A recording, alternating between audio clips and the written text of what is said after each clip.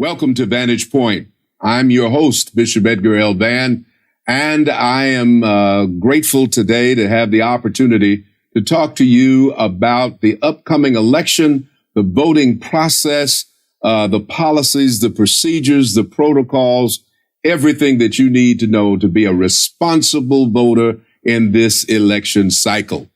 This is the Vantage Point where, of course, we have luminaries from throughout the community to come and to address pertinent issues in our community. And this is also an opportunity for us to discuss issues that may be of relevance to you and yours. Here's what I'd like for you to do, if you just would, that is to text somebody, a neighbor, a friend, a coworker, a loved one, and let them know that Bishop Edgar L. Vann and Vantage Point is on tonight. And there is an opportunity for you to be fully intelligent about what you need to do in this election cycle.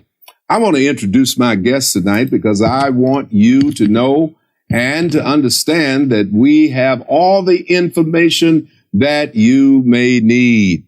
First of all, I want to introduce Marie Franklin. She is the executive director of Life Leaders. It is an engagement organization. We're going to hear a whole lot more about it. That certainly has the opportunity of zeroing in on our young demographic. Marie, we're so happy to have you here today. Thank you, Bishop Vann. Thank you for having me. I'm honored to be here, and I'm excited to talk about voting with young people.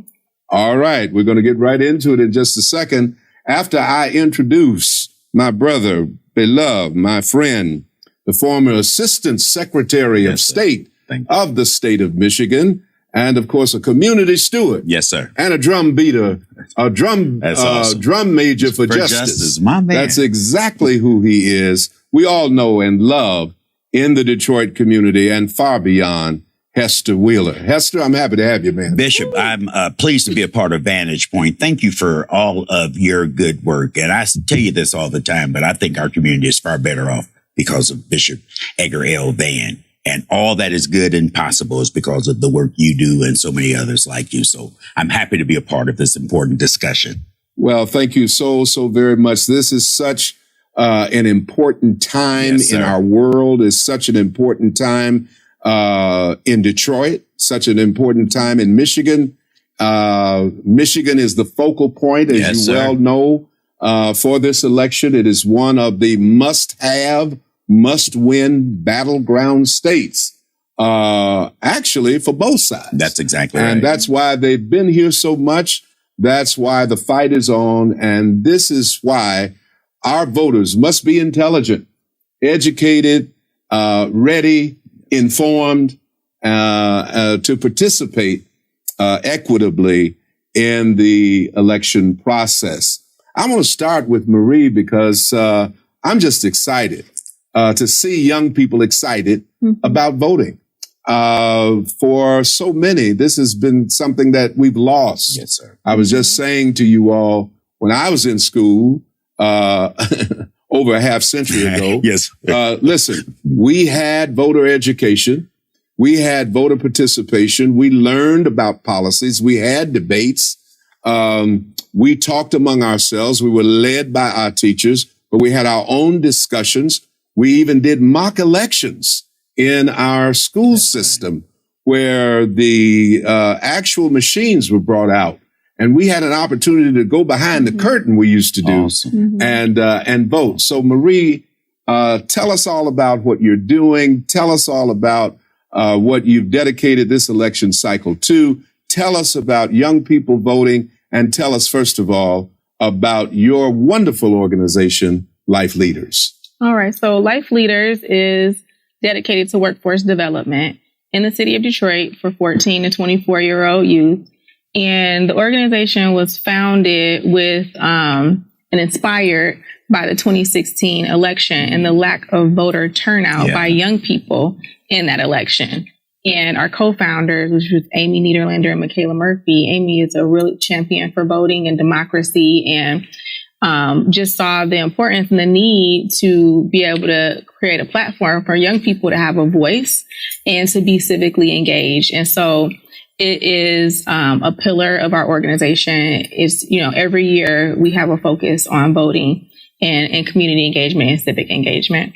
And this year we actually did something really special, similar to what you were just describing, where we, during our youth summit, which we hold annually, and it's a space where youth and leaders in the city of Detroit can come together to build the city together in a kind of cross-generational format. And we had what we call practicing at the polls. And so the young people got to go into this cool room that had a voter simulation similar to what they would experience when they go to the polls. That's pretty good. And they cast their ballot. And we identified if they had registered to vote or not. And our young people were between the ages of 14 and 24. And if they were 16 to 17 and a half, we pre-registered them to vote on the spot. And we worked with the Michigan Department of State, with vote riders who helped them secure proper ID if they don't have it, with Turn Up, Turn Out, who actually did the registration on site. And well, just a minute. You said 16. Yes. 16. Yes. So now it is allowable for a 16-year-old, 17-year-old, 17 and a half-year-old to already be registered to vote. Tell me about that. Yeah, actually at 17 and a half, they can register and actually vote. But right before that mark, they can pre-register. And before that, the 14-year-olds, we equip them with the knowledge, right? We let them know what the voting process is like. We started to educate them and create space for them to do their own research on the history of voting in America. They did very thorough research. I was so impressed with them. They went all the way back to 1776. Ooh-wee. When wow. all the way to today, and saw the progression of what point in history we started to, like, little by little get our right to vote. Different demographics of people and groups of people who didn't have that right. And so to understand it, I think is important for young people because they can take it for granted because they have the right. They didn't have to fight for it. It's already there. It's already in place. And so you can get complacent and not appreciate something because they didn't have to fight to get it. So you and your organization are really exploding the myth that young people don't want to get engaged and don't want to get involved. How do you recruit young people for the processes that you're talking about? Well, we engage them in a summer program. It's a paid work experience for them. And that's just a part of what we do. So they want to come and they want to learn and they want to earn wages. And we, take this opportunity when we have them captivated, That's right. to instill that pride in them and get them, armed with knowledge. So that they can be active citizens and really be engaged and know the importance of it and be excited about it and know their power. I think there are about 1 million young people. Is that right, Hester? That's about right. 1.3 to be specific. Age range that have not gotten engaged in voting. And how powerful is that it can actually shift the whole dynamic of an election and turn it, the way that they want to turn it if they actually get involved, So it's helping them to understand it's more than just like the presidential election. Absolutely. It's more, if you don't like the two candidates, there's more to voting than that. And the importance of voting at a state level and voting at a local level and getting to know those legislators that are actively involved in policymaking, deciding who gets what. When it comes to resources. Because isn't that what politics is all about? How the pie gets cut. That's exactly right. And the policies that impact how the pie is cut and whether or not we get a piece. Exactly. Right?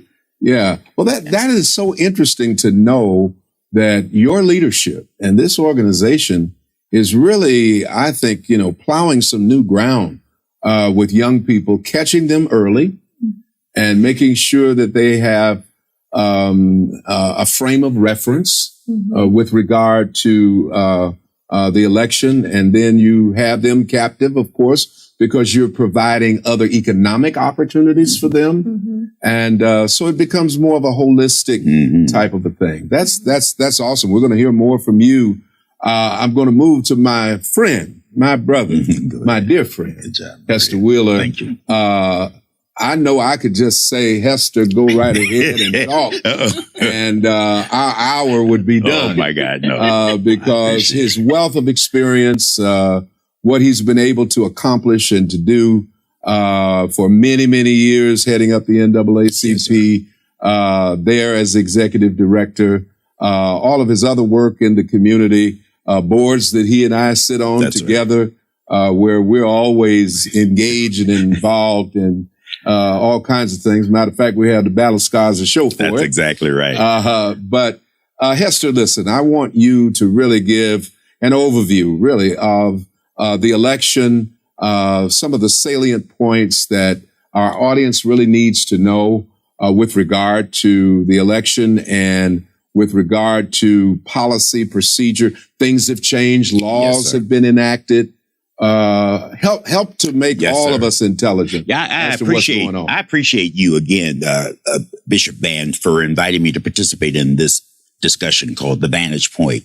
But it was 25 years ago when I came to the NAACP as executive director. I believe you were president of the Council of Baptist Pastors. I most certainly was. And because we had so many opportunities to work together, it deepened our bond, it deepened our connection, because we were able to tag team and as a reflection of our commitment to serve the greater good. So after 12 years, I had served in the legislature on political staff as both a lobbyist and deputy director of House Democratic Communications staff.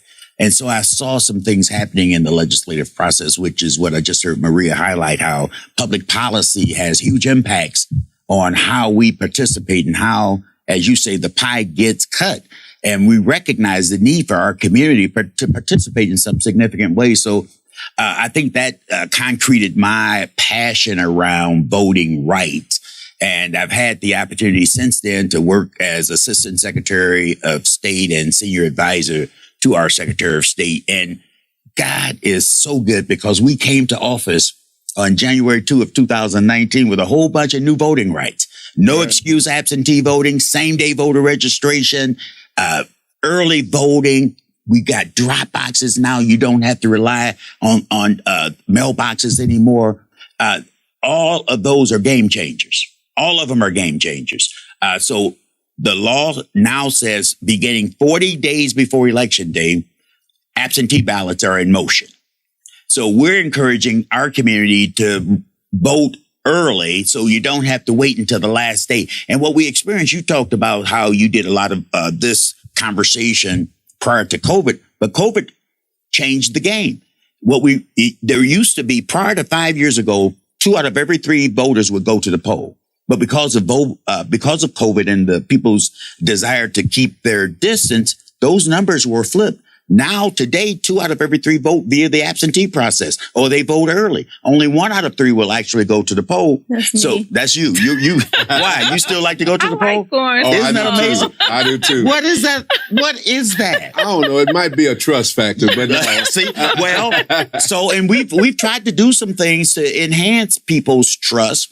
In fact, if you don't hear me say anything else, write this down, michigan.gov/vote. You can go to michigan.gov/vote and everything you need to know about your voter registration status, your exact polling place, the status of your ballot. The day we mail you your absentee ballot, that's recorded. The day we receive your absentee ballot back, that's recorded. Mm-hmm. And after your absentee ballot gets recorded, that's recorded. We use a system called ballot tracks. So all of that is designed to encourage people to trust the process.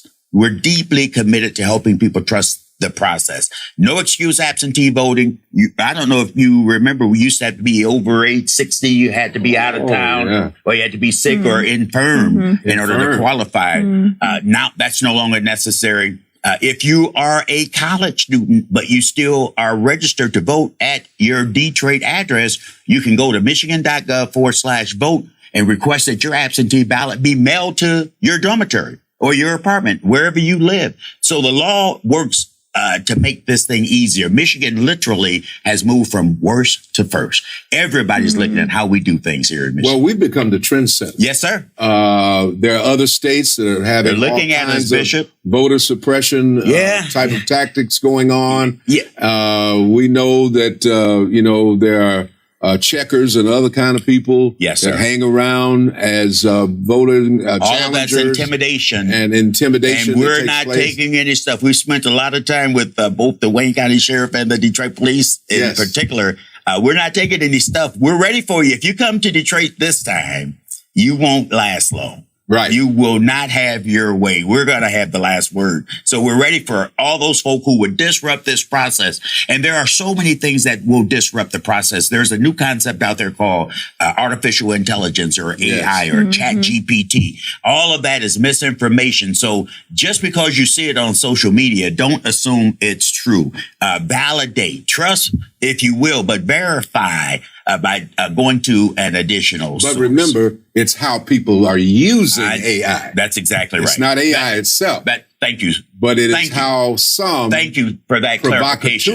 Thank you for that clarification, Bishop, because there are so many good things that will come out of AI. There's so many good things, particularly relevant to health and wellness. But here's a couple of other things. I just have to add this perspective. And thank you, Maria. I was going to translate too. But another reason I'm particularly excited in this election cycle, you're a preacher, so you understand these spiritual concepts. But there's one that I've zoomed in on called Chiros. Yes. This is a Chiros moment. And a Chiros moment is when the right person, the right issue, and divine providence all converge. And I am saying that to say 2 months ago, we were deeply, deeply distressed. We had a president who had lost in the debate. We had a big national convention where all this mean-spirited rhetoric was being spewed out. We had a guy who had been a victim of a so-called assassination attempt. So the trend was skewing to that favor, this moment. And then all of a sudden, it changed.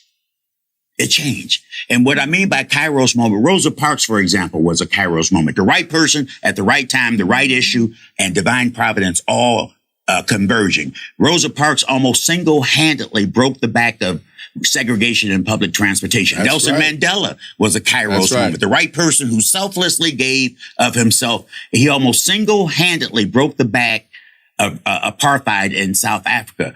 Mr. Biden's decision to elevate Kamala Harris is a Chiros moment. So all of a sudden we see good over evil. And that's what this whole election cycle is about. That's what the decision is between now and November 5. It's a choice between good versus evil. It's righteousness versus wickedness. It's a clean choice, my man. Look out. I've been trying to give you a preaching license. I know. And you always run away with it. I appreciate you, sir. No, now I want you to go a little bit deeper. Yes, sir. Because there are those who feel that they are excluded from the process because of their personal circumstances. Yeah. Oh, thank you so much. And let me talk about that for a minute, because one of the things that I think is important in this election cycle is the outreach to Black men. Yes, sir. Which I don't believe has been as robust. Yes, sir. As it needs to be. A lot of folk are trying, but I agree. It has not been what it needs to be. And some of the numbers seem to prove that. Yes, sir. But there are myths out there that we need you to clarify tonight in terms of men who pay child support, men who have other kind of extenuating circumstances that are part of their lives, and whether they are excluded or not. Men who have been incarcerated. Yes, sir. Whether or not they can actually vote. Yes, sir. And many have already been intimidated, either by themselves and their own mentality and mindset that says, I'm not going to put my name on nothing. I'm not going to sign nothing. I'm not going to do nothing because the government will come after me and this and that and the other. Those are some of the reasons. Those are some of the exact reasons. Right. Yes, sir. Or there are men who are saying, I heard, not I know. But I heard that I, can't vote, and so I'm not going to try, and everything like that. And I'm chilling at the crib and all that kind of stuff on election day. So one of the reasons I said Michigan moves from worst to first is because we do have a law that says once you have returned home, if you are in fact a returning citizen, your right to vote is automatically restored. You don't have to do anything. You can go to the same polling place you went to before you went to jail. The day you are released, even if you're on parole or probation, as long as you're not behind bars serving a sentence on election day, you are eligible to vote in Michigan. Say that again. If you are not behind bars on election day, you can be on parole or probation. Your right to vote in Michigan is automatically restored. And we really can't say that enough. We've been moving around Michigan. We've been all up and down 75, all the way across 94, all the way across 96. And that question comes up. Every community asks the same question. Is my right to vote restored if I am, in fact, a returning citizen? And we've also seen so many impediments, so many barriers being erected by mean-spirited people. They lie and they provide misinformation. We've actually got copies of flyers that says, if you owe child support, you cannot vote. We've got flyers that say, don't forget to vote next Wednesday, when in fact, election day is next Tuesday. We've got hard copies of that, and we anticipate that exact thing to happen again. And we've got some more data, Bishop, that I think is especially significant. We've got some roughly 240 million registered voters in the United States today. At the turn of when in the year 2000, we were closer to 195 million. So I'm saying 40 million plus new voters have registered in the last 25 years. Guess what? The largest increase is in the African American community. That also increased the concern. That also increased all of the negative things. The intimidation. All of the intimidation. So everybody's not so lucky as we are here in Michigan. I'm also pleased to announce that in the 5 years we've served in the Secretary of State's office, we were able to tweak a few additional rules. Today, 8,000 people return from Michigan's prisons every year. Nobody ever paid attention to that particular population. For the first time in Michigan history, everybody that leaves a Michigan prison will have a driver's license or a state ID and, of course, a voter registration card. So that's a barrier that they know. That's a new rule. That's amazing. And there may be 2 to 3% that have some extenuating circumstances. Maybe they were born in a foreign country and they may have, but that's a significant, accomplishment we've been able to remove. Did you know that? I was really pleased to learn that. This summer I learned that as the youth were learning, I was learning also. That's good. And I didn't know that people could vote when they came out of prison. But so that is the reason why we've got to keep educating. And what I really am particularly impressed with what Maria and Life Leaders are doing. We put together a group of about 30 youth leaders, and we said, tell us, what is it that we need to do more of? Why are our young people not voting? We've got over 1 million young people who have the potential to change the outcome of an election. And this is the kind of thing that we were hearing is, I don't know my polling place. I don't get the issues. I don't understand the stuff I see on television. It appears to be a lot of rhetoric and a lot of lies. Everybody accuses the other person of being the boogeyman. So what we have started to do is to make sure that we're on every campus as often as possible. Bishop, I hate to say this, but there is a relationship between the amount of education you have and the likelihood you participate. That's true. You follow me? That's statistical. That's an absolute fact. So I'm saying college campuses, community colleges are fertile ground because people are there trying to improve their life situation. It also says that young people who drop out of high school, we had a different kind of work to do to go after that particular voter. We spent some time with Stacey Abrams, a former candidate in Georgia who ran for governor, and they snookered her out of that election. Out of that, out of every challenging experience, good things can happen. Stacey Abrams changed the game. She started an initiative called Operation Fair Fight. Right. And she told us that early voting is the new gold standard. That's why we got to keep putting emphasis on early voting. She also said there are 2 or 3 innovative ways that we can go after black men. Barbershops is where, I don't know if you agree, Deacon or Reverend Doctor over there. The barbershop is a country club for the brothers, right? I knew who was going to win certain elections in Detroit just by hanging out in the barbershop. Oh, absolutely. Based on how the conversations would trend. So barbershops, tattoo artists, and disc jockeys. They have a huge influence. So now we have a barbershop campaign. You follow me? We're paying attention to disc jockeys. We make sure they have the right information. We've got to be innovative on how we go after black men. And I hear all this confusion. We've got some former leaders who will say, I'm voting for the other guy. We just have to pray for them because they're selfish. We talked about selflessness earlier, relevant to Chiros, but some folk are selfish who are saying, well, I like this other guy because I personally got some benefit. Had this wicked man released 1,000 black men who were similar situated, I could kind of understand. You follow me? But don't you know when you're being used? There's an instinct, there's a feeling, there's a spirit that you know. So I think, in spite of the rhetoric, I think black men are rising up. And there are a lot of outreach efforts. Never enough. It's never at scale. Right. But every effort matters. Well, that's wonderful. And I hope that everybody that is watching tonight has an opportunity to hear this information. Yes, sir. This is the real information. This is not misinformation. It's not disinformation. This is the information that you need to know that is valid, especially here in the state of Michigan, where we are uniquely blessed. We are uniquely with blessed. Great laws and great leadership. And great lawmakers, great leadership. And that has made Detroit and Michigan a hallmark for equity and Bishop, can I highlight two more quick things? We talk about young people in particular. We got data that shows if a young person votes in the first or second opportunity they have, they become voters for life. If they miss that first or second opportunity, it's people like us who spend the rest of our life chasing that vote. Now, you know, that's true. That's significant. That's true. That's especially significant. I haven't missed an election since I was 18 I haven't years either. I haven't either. I've never missed I actually missed one. I think I was out of town and it was a school.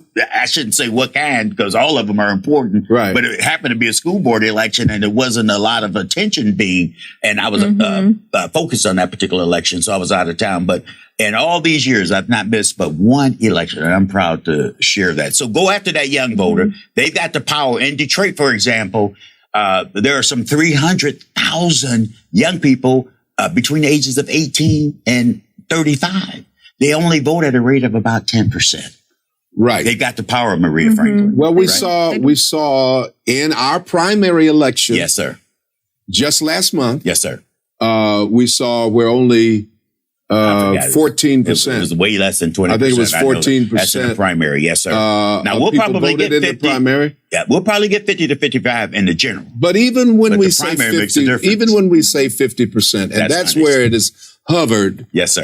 In the election with Obama, with the election with Trump, with the election with Biden. Yes, sir. It is hovered around 48 to 50%. That's exactly right. We have to look at ourselves as a community. I agree. And not be particularly satisfied. Well, we don't throw any confetti around. I've quoted you. One of the last conversations you and I had, we were talking about voter participation. You said, Hester, we got to do this work year round. We can't just do it in the election season. We're not going to get to where we need to go in the campaign season. Right. So this is really a year-round effort. That's why I appreciate organizations like Life Leaders, because you're working with young people. And transformation is, in my opinion, is the result of sustained engagement. You know, beyond that, it's purely transactional. It's a one. That's right. It's a one or two off.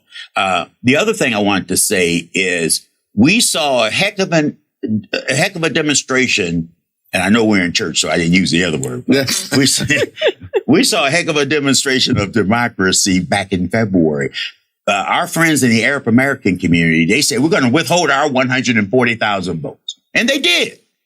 Oh, yeah. They did because of things that are going on in Gaza and the Middle East. Absolutely. But here's my point. All of us want peace. All of us want to see a two-state solution. This age-old issue. We don't know how to get there. No, we don't. We don't know how to get there between now and election day. That's for sure. But here's what grabbed my attention. If they know they've got 140,000 registered voters in our Arab American community, how many registered voters do we have in the African American community? How come we don't know that number? And I think it's very important, all the more important. Yes, sir. That we're reaching to the young demographic. Yes, sir. Yes, we're reaching to men. We are reaching to demographics that are not always voting. They're not the traditional in large voters. numbers. That's why we had to change And it. so why? Because Michigan is unique. There is that particularity, and the particularity is in our Arab and Palestinian brothers and sisters. That's right. And the convictions That's exactly that they have with regard to the war, which if I was Arab and Palestinian, I'd be upset also. And I am even concerned about it as an African American. Absolutely.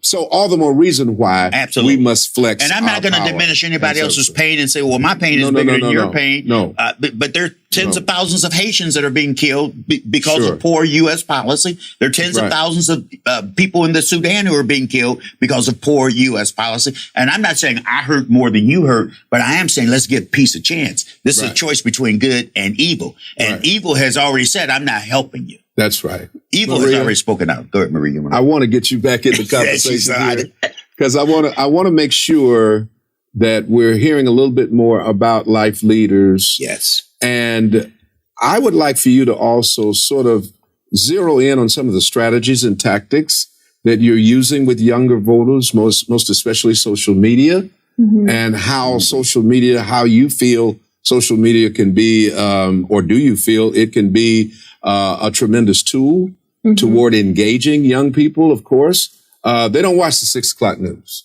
necessarily. They don't watch CNN or MSNBC, or they don't watch those kinds of, generally speaking, watching those kinds of programs. How do you feel that social media can actually be a catalyst toward better civic engagement and voter participation? Well, they are on social media. TikTok is a favorite. And influencers are a great way to get in front of young people. They have certain people that they respect, that they value their opinions, that they follow. And the algorithms on social media limit what a person sees. So the more variety we have across demographics when it comes to influencers, the better the chance is that young people will actually see the information on voting. Say that again, algorithms. The algorithm is, it determines what someone sees. So for example, if I watch golf, or if I like golf and I press like on a golf video, I'm going to see more of that versus if that someone, why I get certain shoes. Well, absolutely. That's how the sales are done. That's exactly right. And, That's exactly right. It is a very exact science. I bought these shoes on Facebook. Man, do I get a bunch of shoe commercials. Well, you're going to always do whatever you show interest in. That's exactly right. Some say that they can just start talking and somehow the phone picks it up. I believe that. Yes. And do you believe that? Yes, it is a real thing. Yes, absolutely. And that becomes your algorithm. I believe that. Yes. But Marie, tell us more about that. So I would just say, just in terms of young people in general, we need to get in front of them and get in front of them often. They have their own ideologies of what voting, whether or not it matters. And many of them are apathetic toward voting, feeling like the Electoral College is rigged against us and them. And they're very smart. They're intelligent. They're self-selecting out on purpose, not because they don't understand it. But they don't understand is that they're just looking at a piece of it. And there's more to it than the Electoral College. And so, in my experience, talking with them initially, they're against voting. They're not interested. They're disinterested. Right. But when you continue to engage them, ask them questions, and encourage them to do their own research, get them in front of real legislators. I invite legislators out to our program all the time. So they actually talk to people who are making policy, making decisions, distributing funds and other resources directly to communities. And that makes policy and voting and legislature real to young people, because otherwise it's just theory and it feels like it's out of touch and like it is not for them. So the more we engage them, the more educated they become, the more they will take ownership and actually be interested in changing policy, because they do have ideas of how to do that. They do. Yeah. Do you find that the culture influences this sort of what I call strategic disengagement with the younger demographic, that some of them pull themselves out of what we know to be the realities of life to create their own reality. And then out of that new sense of newfound reality, that's where a lot of this disengagement comes from. I think culture is a big part of it. Everybody is not thinking about how to engage with policy. A lot of people are in a situation, and you think about 50% of African American voters. There's a large percentage of that other 50% that are not voting that are, and you think of Maslow's hierarchy of needs in a survival standpoint, and they're not at self-actualization where they want to improve their lives and the lives of others. They're trying to figure things out. What am I going to eat today? How am I going to get clean clothes? How will I get to work or school? They're thinking about those things more so. And so if we can engage them and ask, how can we help them? Yeah. Right. And how this is going to benefit them versus just asking them always to come out and vote. What are some of the issues that young people, what are some of the positions there that we know are somewhat different than the mainstream thinking on some of these positions? Well, I'm not so sure. What do you think, I would add a couple of things. But you've hit, most voters are motivated by their self-interest. Right? Yeah. So if you're locked in the survival mode, man, you need a job. You want access to opportunities. Yeah. And that's what we've come to understand. When we talk to young people, it is not enough for you and I to say young people aren't voting, and they don't respect the fact that so many of our ancestors have died for the right to vote. That doesn't resonate. No. But if you talk about auto insurance, redlining in the city of Detroit, that's a reality. Many young people are paying more for auto insurance than they pay for their monthly car payment. Many young people, if you come and talk to them about student loan and relief from student loan debt, that's one that resonates with young people. So I agree. People are driven. Say it again. Housing is another one that I hear year after year. Huge. It's an issue. And I can tell you something that we don't talk about enough, but conflict with the police. Huge. Yes. It is. Huge. Young people, I'll bet you every one of these young people have had some negative experience with police. So they're automatically anxious.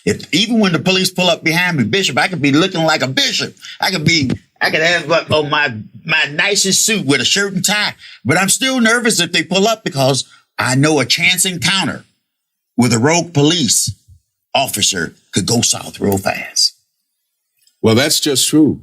That's just true. And we've seen it exemplified too many times. We've seen it too many times. Again. Yes, sir. What are some of the things that we want, Hester, to remind people as they get ready for their opportunity to vote? And I think that a part of the options that you have already spoken of is emblematic of the culture. Yes, sir. Our culture now is sort of anti-institutional. Yes, sir. And so people want to make up their own way of doing things and their own rules, and they want options. They don't want to be relegated to, how someone else would want them to act or behave. Very true. And so I don't want to go on November 5th.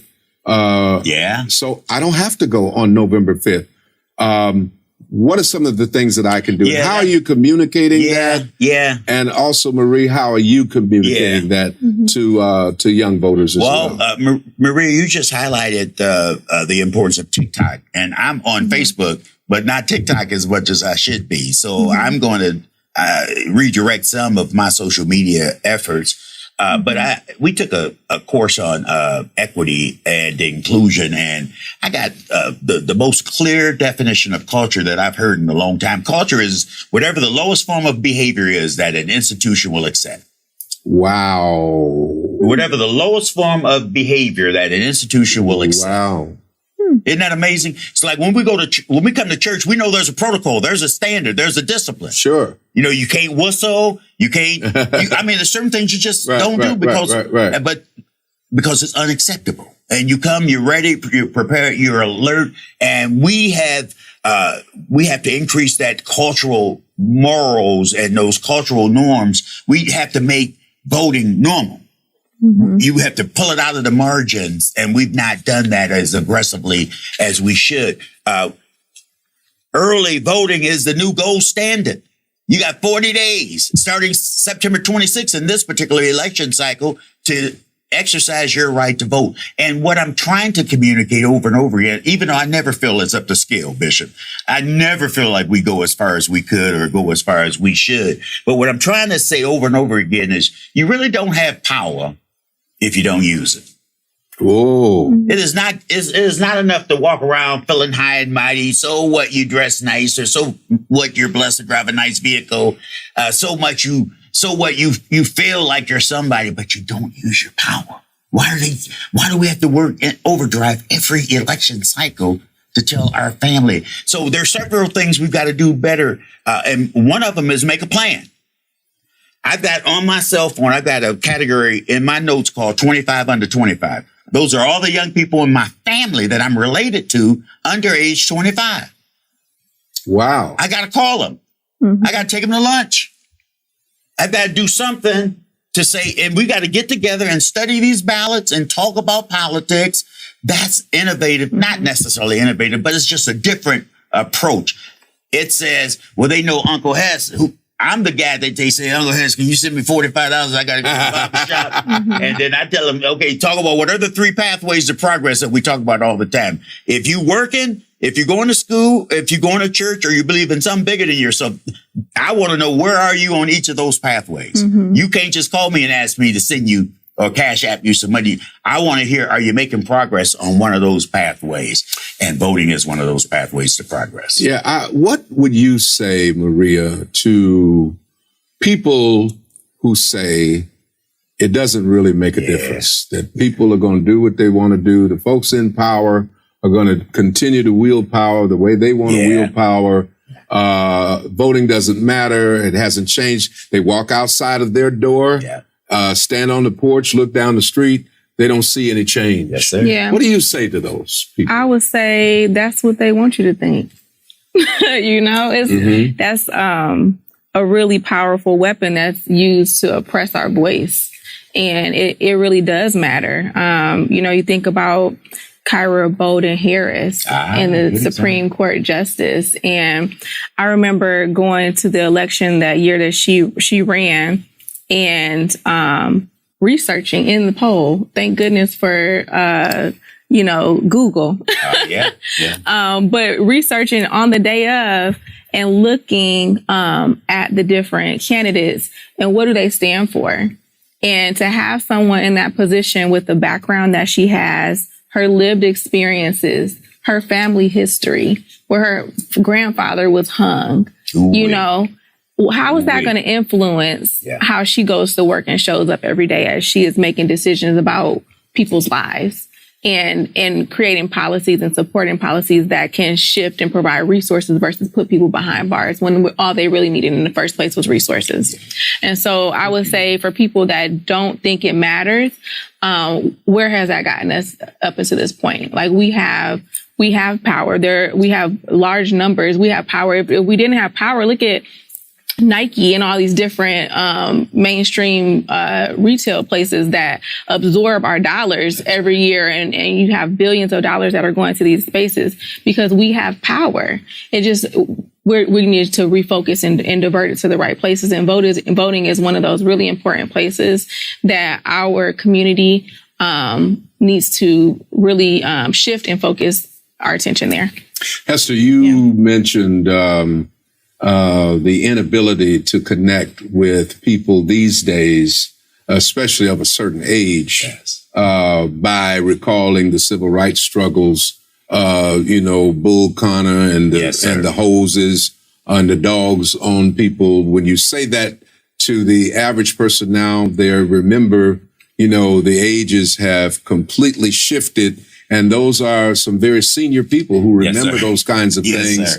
And other people don't, nor do they relate to it. Yeah. And so we can't just talk about our ancestors. We can't just talk about Rosa Parks. And we can't just talk about all of the heroes that you and I grew up loving, respecting, honoring by participating. What do we say to this generation? I get it. I love that question. First of all, I like to tell this current generation that history is really a current event. The things that are happening today, 20 years from now, we will review as history. And I like to tie history to our current reality. I like to show people for 250 years from basically 1619 when slavery started to 1865, you didn't have the right to vote. From 1865 to 1965, we had Jim Crow, segregation, all these laws that required poll taxes and tests at the polling site and fees and things like that. So really, we've only had about 60 years. 60 years of something else. You've only had about 60 years of something else. And it's at risk of being taken away. And it's at risk of being taken away. Prior to the Voting Rights Act of 1965, there were less than 4,000 people of color that held elected office. Today is way over 50,000 because of the Voting Rights Act, because of the new provisions, because of these new voting rights. So I just try and challenge people to be reminded to use their power and I've had the exact experience you just talked about. For years I've gone door to door, registering voters, and I remember having the experience more than once where I went back 2 years later to a door that I had gone to before. And they say, hey, you, Brother Wheeler, you NAACP, right? You remember you came here 2 years ago? I registered, I voted. But look around, nothing has changed. So you really do have to highlight the good news about our community. And that's why I really love preachers. I'm not just teasing you. I love preachers because you guys articulate the good news. And there's so many good things. Actually, there's so many things that we just don't know about. That we just don't know that we don't know about ourselves. For example, nobody articulates the fact that there are 2.5 times more young black men between the ages of 18 and 24 in college than there are in jail. We usually compare those young people who are in college with the whole universe of those folk who are in jail. You might be 18 to 80 in jail, but 18 to 24. If you just look at the 18 to 24 in college and 18 to 24 in jail, it's 2.5 times more young people in college. That's good news. And look at all of the business initiatives. Look at all of the college education. Look at all of the home ownership numbers. Even though we've been challenged, through predatory lending and subprime and all of that stuff, but we've actually made a lot of progress, and a lot of that is directly connected to who we elected. Isn't it true that we don't really tell the story as we used to tell the story? We don't really talk about what the political process has actually meant. Right. Yes, sir. And how we've actually benefited from it. We don't talk about various administrations. Bishop, you remember we had Coleman Young, our first black mayor? Absolutely. I was at an event. They articulated 100 African-American business owners that were directly connected to his political leadership. Absolutely. Absolutely. I worked on his first campaign. I did too. And you talk about culture. When you talk about culture, it makes me think about, getting back to having dinner at home and having discussions and talking about politics. That's part of our culture that we need to embrace more and get back to. And I think just also when I think about young people, one of the things that they want is to be informed. They don't know enough. Yeah. How do I go vote if I don't know who the people are or what their policies are? Yeah. But there's some young people who are doing some really dynamic things in the space of educator or voter education. There's a young woman named Arabia Simeon, just 20 years old. Was she at our event? That developed. We brought up her name. She didn't actually show up, but she has been in the space actively engaged and developed an app called the Pogo app, Politics on the Go, which is essentially, it's like Tinder for politics. So it matches, politicians and their views, to the values of the person who holds the app. And so that you put in your values and then it matches you to a politician that has shared values and policies that they've enacted so that you can align with politicians that care about the things that you need. You bring up something that I think is very important, and it is how things are communicated. And that's what I was saying here about how we communicate. Yes, sir. If you're saying that technology is going to be a tremendous factor Yes, sir. toward how we're going to reach not just young people now, who will not always be young, but they will progress with technology as technology continues to emerge and unfold. That's right. And so setting up that sort of profile situation where I'm putting my values into an app and then it's aligning me with is the new way that people connect. That's awesome. I mean, dating apps and Yes, things sir. like that. Similar interests. That's right. Again, That's right. the person is not necessarily going to spend a lot of time trying to find out what that politics, unless it is made what I call snackable Yes. and bite-sized, Yeah, so that bite-sized. they can easily get to it. They can easily it understand. can be overwhelming. Yes. It is overwhelming when you're new to the space of politics. Yes. Yeah. And it's the aversion sometimes to just the word politics itself. That's true. Not understanding that really it's all about public policy. And public policy, when you start articulating to people what public policies actually affect their lives, they're normally not aware. That's exactly right. They have taken things as a given. Certain kinds of programs, economic programs, public assistance programs, et cetera, et cetera. They have taken this as something that they are entitled to. And so the spirit of entitlement is, and they don't understand the fights that have taken place. We've been in the legislature. And you, what you're highlighting is how politics and economic empowerment are really tied. They're inextricably connected. You can't separate them. And there's one other aspect to politics and economic empowerment that we don't have enough time on this show to talk about, but that's religious leaders. Absolutely. You follow me? Everything about Project 2025 came out of a group of religious leaders. Conservative religious leaders, a precursor to the Heritage Foundation.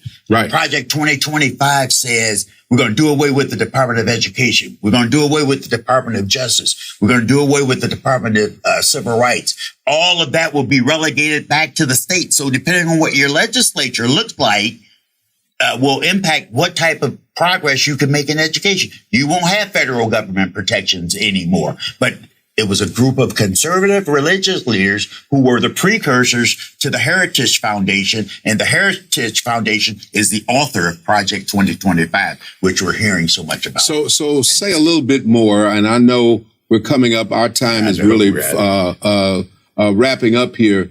But Project 2025 is so salient to this particular election cycle. Sir.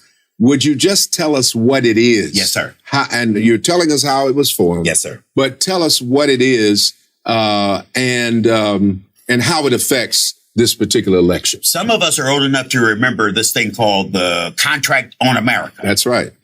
Project 2025 is a contract on America. Some of us are old enough to remember Reaganomics. It was a new concept that said less government, more freedom by business leaders to make decisions, less regulatory oversight. Project 25 is a mandate that was written specifically for the evil man.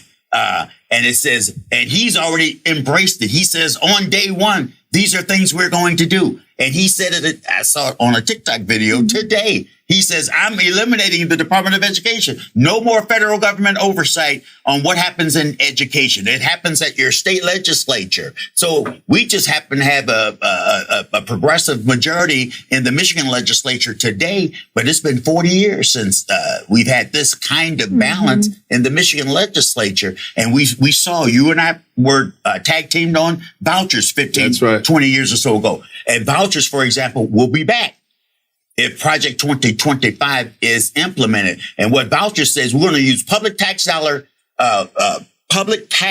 to support private education, even in private schools that can discriminate against kids who may be impaired some type of way. No special ed, no bus transportation, no food programs. Project 2025 does away with all of that federal government oversight. Well, listen, this is the vantage point right here.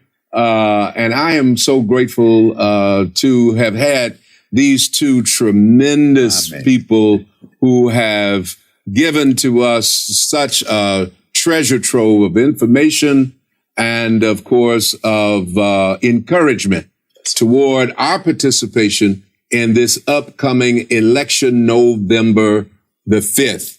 I'm going to go back to both of them and get a last word from them before we close. Ladies first.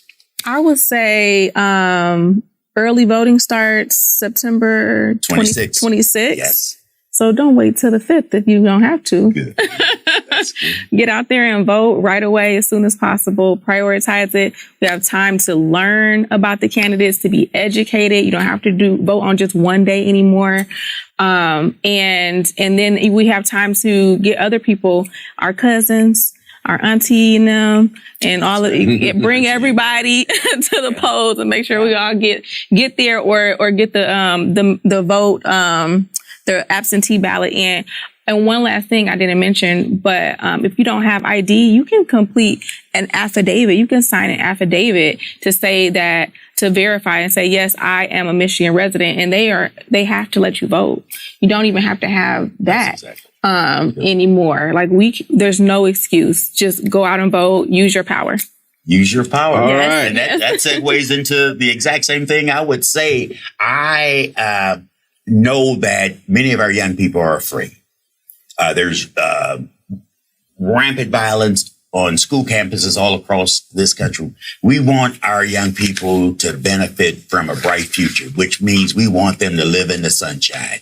If you want your young people to enjoy all of the benefits of the sunshine, then we have to walk in the light. When you vote, you walk in the light. Wow.